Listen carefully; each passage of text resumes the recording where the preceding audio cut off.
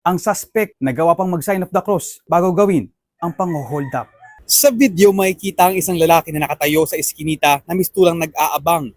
Nag-sign of the cross pa ang lalaki. Kapansin-pansin din ang hawak niyang kutsilyo ang lalaki. Isa palang hold-upper. Maya-maya, may sinenyasan na siya at nagtago sa gilid. Doon na dumating ang kanyang target na Indian national na naniningil ng utang sa lugar. Alam nyo talaga ang katotohanan, madali lang naman talaga pagdating sa mga tao ang magpakareliyoso, pero mahirap magpakakristyano. Madali ipakita na gumagawa ka ng ginagawa rin ng mga nakikita mo sa mga simbahan. Madaling kopyahin ang lahat ng bagay na yan, pero yung ginawa ng ating Panginoong Jesucristo mahirap kopyahin. Kung hindi ka naman talaga tunay na mananampalataya ng Panginoong Jesucristo ay hindi mo talaga kayang gawin yan. Madali lang gumawa ng mga bagay na yan. Tuwing ang Semana Santa o di kaya naman yung mahal na araw ay marami ang gumagawa ng mga palaspas, nagpapapako sa krus o kung ano-ano pa mga ginagawa nila.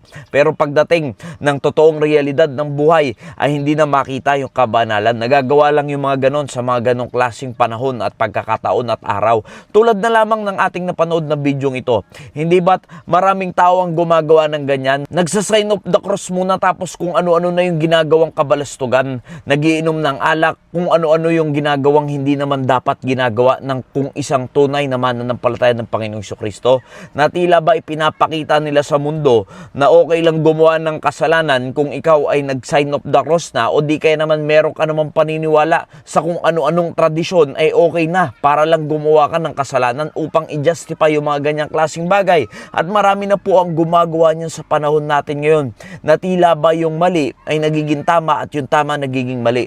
At puro na lang tradisyon ng sinusundan, wala na yung totoong kabanalan na gustong ipahayag sa atin ng Biblia, na gustong ituro sa atin ng Panginoon kung paano mamuhay ang isang tunay na Kristiyano. Biruin mong nag-sign of the cross muna bago mang hold up, may daladala pang kutsilyo. Anong klaseng pamumuhay ng isang tao yan kung isang tunay na mananampalataya ng Panginoong Jesucristo? Kaya mahirap po na mamulat ang tao pagdating sa tradisyon lamang, dahil hindi niyan kaya magbago ng buhay, dahil ang tunay po nagbabago ng buhay ang ating Panginoong Jesucristo kung totoo mong tinanggap at sinampalatayanan, hindi ang simbahan, hindi ang reliyon, hindi ang tradisyon, kundi yung pananampalataya mo sa ating Panginoong Jesucristo. Hindi ba't parang may ganyan ding kwento sa Biblia? Kung paano ang mga Hudyo, kung paano ang mga Israelita noong mga panahon na sila ay naghahandog ng susunugin sa ating Panginoon. Ang burnt offering, ang sin offering, at kung ano-ano pa mga offering para sa Panginoon. Hindi ba't yan yung ikinagalit ng ating Panginoong Jesucristo nung ginawa nilang bentahan na lang yung templo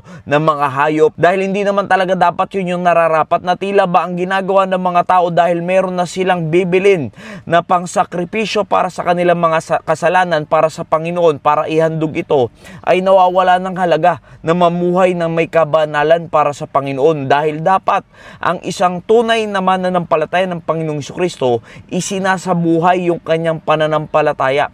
Hindi yung lagi na lang gagawin mo yung bagay na yan dahil alam mo naman meron ka patawaran sa iyong kasalanan. At yan po yung nagiging tradisyon ng mga tao. Nag-sign of the cross para i-justify yung kanyang gagawin. Hindi ba't ganyan din yung ginawa ng mga Israelita? Gagawa ng kasalanan, tapos maghahandog na susunugin para sa Panginoon upang patawarin sa kasalanan.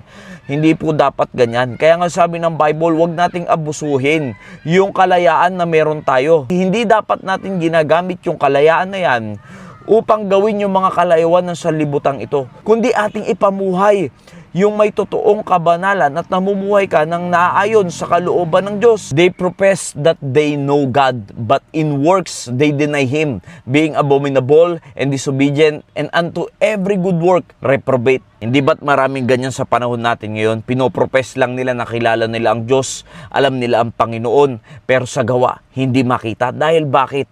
Ayan po ay bunga ng walang tunay na pananampalataya sa ating Panginoong Jesucristo. Dahil hindi naman nagkakamali ang Biblia. Sabi ng 2 Corinthians 5:17, kung ikaw ay in Christ na, kung meron ka ng Panginoong Jesucristo, kung tinanggap mo na ang Panginoong Jesucristo, meron pong kabaguhan sa buhay yan, hindi pwedeng hindi. Hindi pwedeng walang magbabago sa iyo kahit paunti-unti. Pero kung ikaw ay namumuhay pa rin ng katulad ng dati mong pamumuhay at walang nababago sa iyo, tignan mo yung sarili mo, baka hindi ka pa talaga ligtas. Baka hindi ka pa talaga merong tunay na pananampalataya sa Panginoong Jesucristo. Kaya nga, yan po yung sinasabi sa James.